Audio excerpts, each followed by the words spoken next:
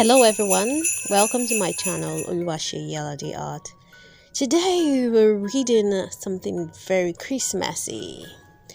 How the Grinch Stole Christmas by Dr. Suess. How the Grinch stole Christmas. How the Grinch stole Christmas. Everyone down in Whoville liked Christmas a lot. But the Grinch, who lived just south of Whoville, did not.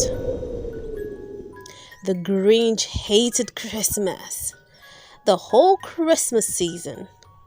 Now, please don't ask why. No one quite knows the reason. It could be his head wasn't screwed on just right. It could be, perhaps, that his shoes were too tight. But I think that the most likely reason of all may have been that his heart was 2 sizes too small. But whatever the reason, his heart or his shoes, he stood there on Christmas Eve, hating the woods, staring down from his cave with a sour, grinchy frown at the warm lighted windows below in their town. For he knew every wood down in Whoville beneath was busy now hanging a mistletoe wreath. And they're hanging their stockings, he snarled with a sneer. Tomorrow is Christmas. It's practically here. Then he growled with his Grinch fingers nervously drumming. I must find some way to stop Christmas from coming. For tomorrow, he knew, all the Woo girls and boys would wake bright and early. They'd rush for their toys. And then, oh, the noise. Oh, the noise. That's one thing he hated. The noise. Noise. Then the Woos, young and old, would sit down to a feast. And they'd feast, and they'd feast. And they'd feast. They would feast on who pudding and rare who roast beef, which was something the Grinch couldn't stand in the least. And then they'd do something he liked least of all. Every who down in Whoville, the tall and the small, would stand close together with Christmas bells ringing. They'd stand hand in hand, and the Woos would start singing. They'd sing, oh, and they'd sing, oh, and they'd sing.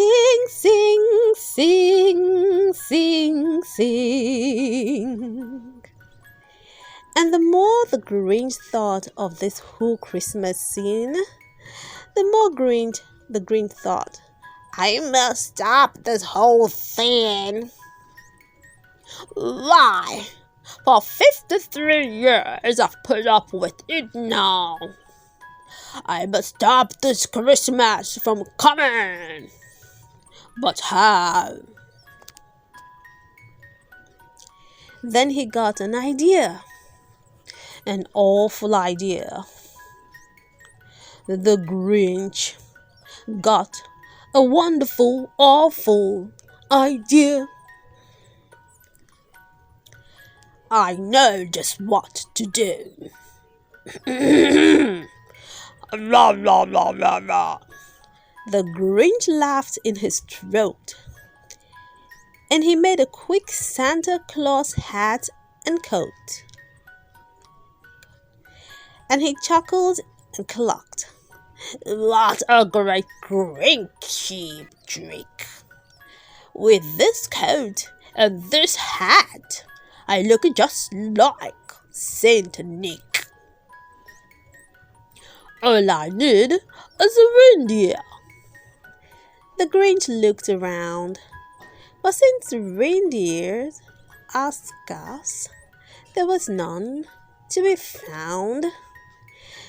Did that stop the old Grinch? No. The Grinch simply said, "If I can't find a reindeer, I'll make one instead." So he called his dog Max. Then he took some red thread and he tied a big horn on the top of his head. Then he loaded some bags and some old empty sacks on a ramshackle sleigh and he hitched up old Max. Then the Grinch said, "Get up!" And the sleigh started down toward the homes where the wolves lay a snooze in their town. All their windows were dark. White snow filled the air. All the wolves were all dreaming sweet dreams without care.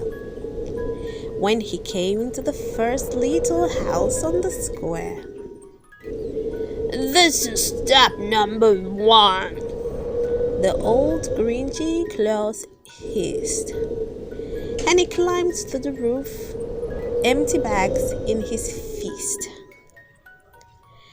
Then he slid down the chimney, a rather tight pinch. But if Santa could do it, then so could the Grinch. He got stuck only once, for a moment or two.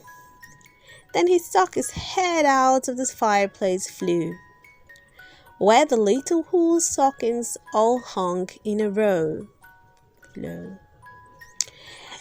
"These stockings," he grinned, "are the first things to go." Then he slithered and slunk, with a smile most unpleasant, around the whole room, and he took every present.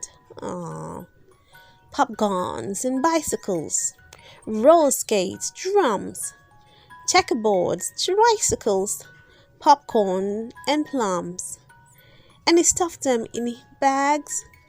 Then the Grinch, very nimbly, stuffed all the bags one by one up the chimney. Then he slunk to the ice box. He took the wolf's feast. He took the hoop pudding. He took the roast beef. He cleaned out that ice box as quick as a flash. Why, that Grinch even took the last can of woo-hash. Then he stuffed all the food up the chimney with glee. "And now," grinned the Grinch, "I will stuff up the tree." And the Grinch grabbed the tree and he started to shove.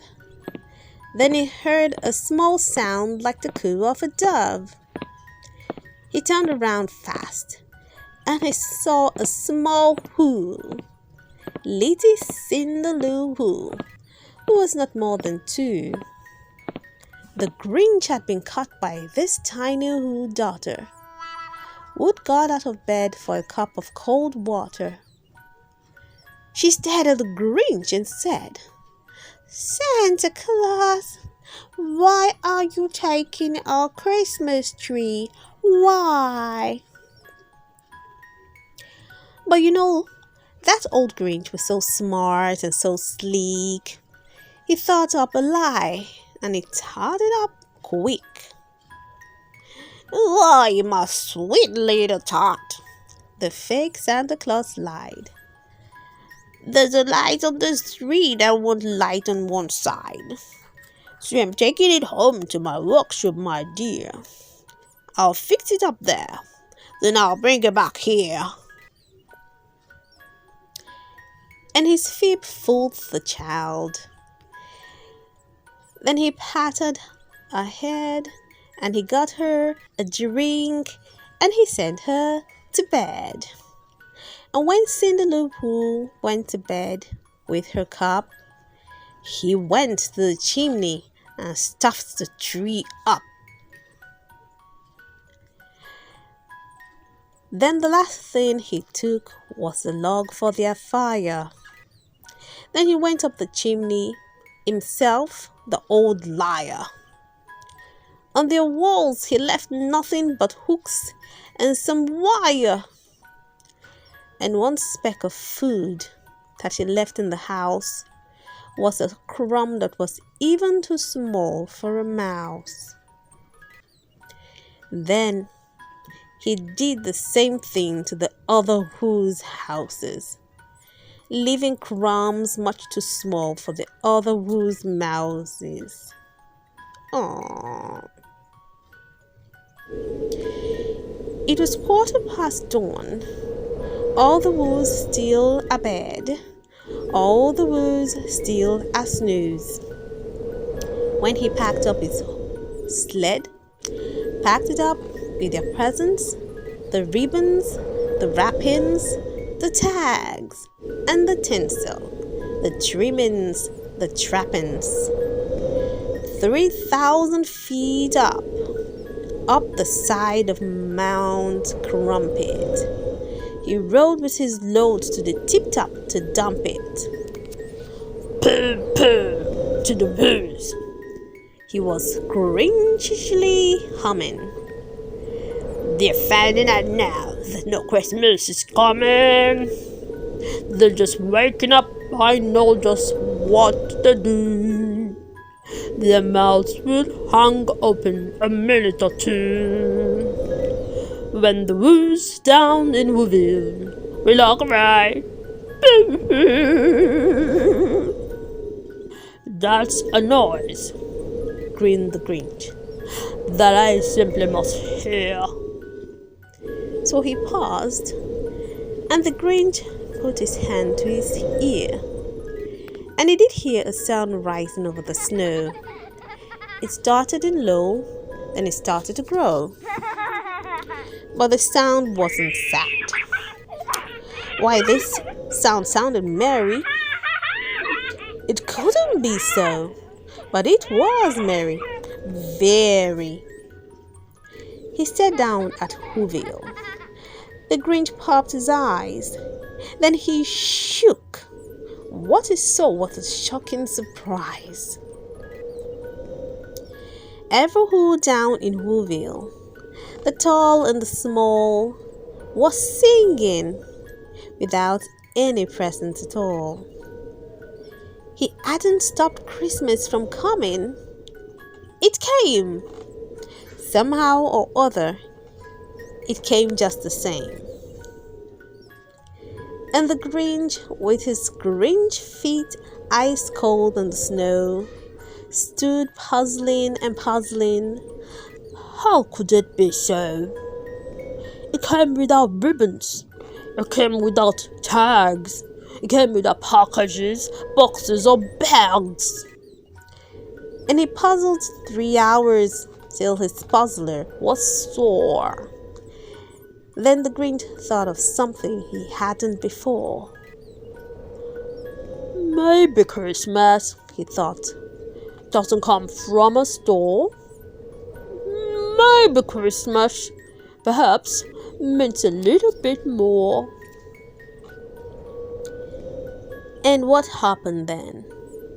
Well, in Whoville they say that the Grinch's small heart grew 3 sizes that day. And the minute his heart didn't feel quite so tight, he whizzed with his load through the bright morning light, and he brought back the toys and the food for the feast.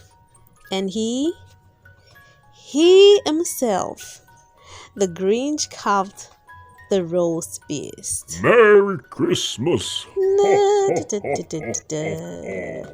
Merry Christmas. Merry Christmas to you all. I'm sure you enjoyed this book. Don't forget to subscribe to my channel for more amazing books which we read together aloud. See you next time. Bye.